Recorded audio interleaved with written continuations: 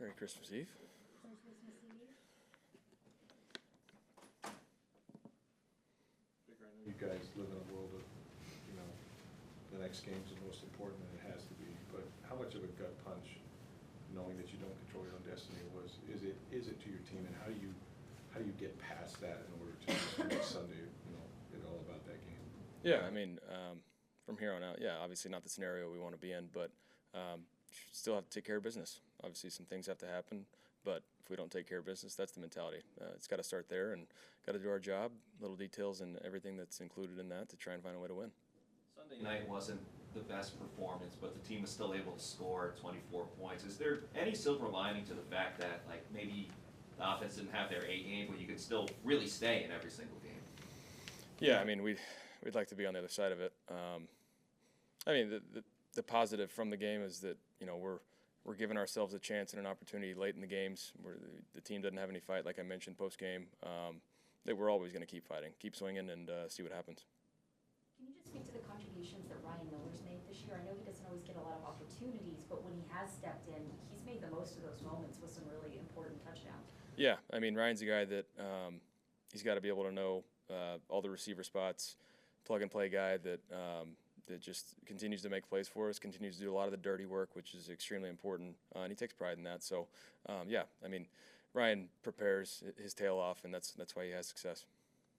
What do you see from Payne Durham out there? I mean, Cade plays all the time, almost every single snap, so that's a big chunk of plays to fill in for. Yeah, I thought Payne did a great job, obviously filling in for Cade, but I think he was able to show that, some of his route running and just catching the ball, that ability, he's got great hands. He's a bigger guy. He's not as twitchy as Cade, but a little bit bigger frame. So, I mean, we trust him, and he obviously does a lot for us in the run game when Cade's playing too.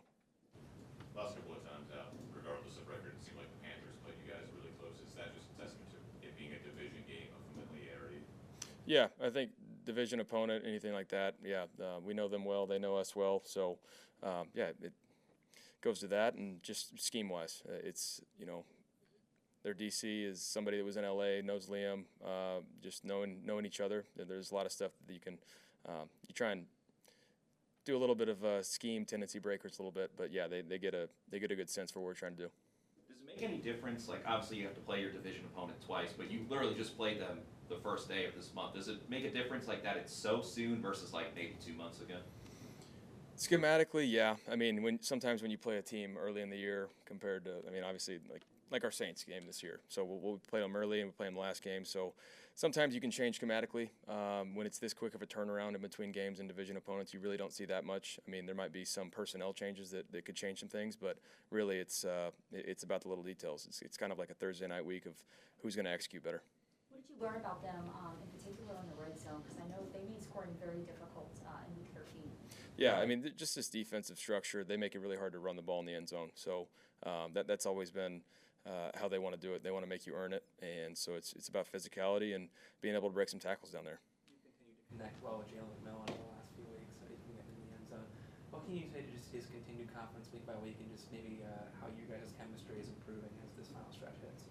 Yeah, I think a lot of it's communication, but majority of it is just him continuing to progress. It's just the progression he's had this year is what you want to see out of your rookies. The game kind of slows down for him. He's understanding what we're trying to get done. His head's not spinning anymore.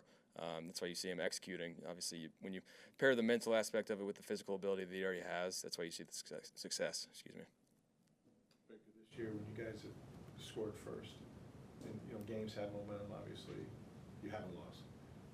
You've scored first a lot this year in the first possession, I think 6 or so, or 7. So, I mean, obviously you want to start fast every game, but just how, when you're in this last 2-game stretch here, how important is it to hit it right off the beginning on offense? Extremely important.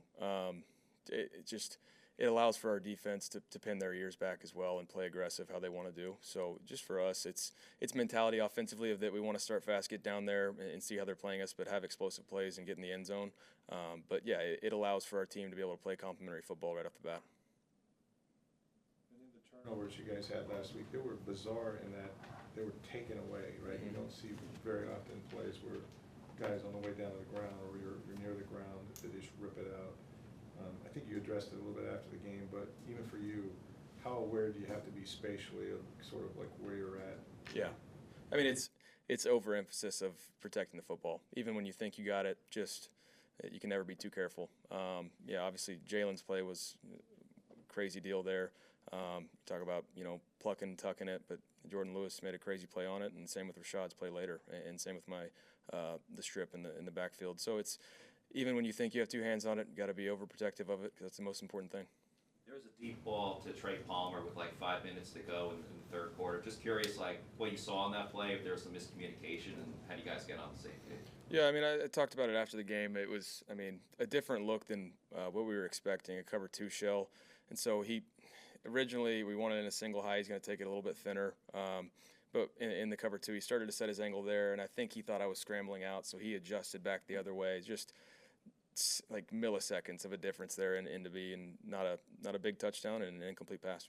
There's this thought that like this team oftentimes plays its best ball when your backs are against the wall. Sometimes, I mean, you might even be able to say that about you as a quarterback in particular. Just having the ability to kind of once again respond to a challenge like this. The fact that your playoff position is not guaranteed at this point, and just the fact that you have a little more adversity now with this loss. Yeah, I mean, this team's got like I keep saying, it got the mental makeup of a great team. We just have to continue to fight and find ways to win. Yeah, it's one thing to have your back against the wall. Everybody knows what's at stake here. There's no secrets. So, yeah, we're going to do everything we can to win, but it's on the other side of it, you got to stay at the top. You got to do anything you can to do that. So, obviously, we're backs against the wall, though.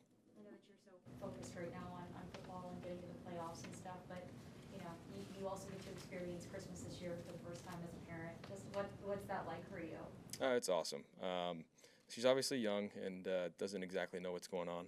She doesn't know Santa's coming to visit her, but we got family in town, so it's special. It makes you really appreciate the holidays that much more, and just to try and do that and surprise her and make sure she's happy.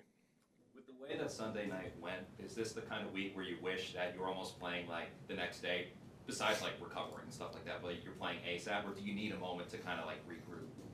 Yeah, if you take the physical part out of it, yeah, you wish you could get back out there and get the taste out of your mouth quickly, and especially against a division opponent where it's going to be a physical game. You want to get back out there as soon as you can. There's a point in that game you had to go to the 10th.